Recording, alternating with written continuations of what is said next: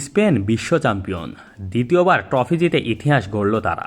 বিশ্বকাপ জিতে ট্রফি নেওয়ার পাশাপাশি বিশাল অঙ্কের প্রাইজ মানিও পাচ্ছে স্পেন। গত আসরে ডিসেম্বরে ফিফা এবারের আসরের জন্য রেকর্ড 65,50,00,000 মার্কিন ডলার, যা বাংলাদেশি মুদ্রায় 8,000 কোটি টাকার বেশি প্রাইজ ফান্ডের ঘোষণা দিয়েছিলেন, যা কাতারে অনুষ্ঠিত গত 2022 বিশ্বকাপের তুলনায় প্রায় 50 গুণ বেশি। যা কাতারে অনুষ্ঠিত গত 2022 বিশ্বকাপের তুলনায় প্রায় 50% বেশি। মেগা ফাইনালের জয় দল তথা বিশ্ব চ্যাম্পিয়নরা প্রাইজ মানি হিসেবে পেয়েছে 5 কোটি ডলার, মানে স্পেন বাংলাদেশি মুদ্রায় 616 কোটি টাকারও বেশি পেয়েছে।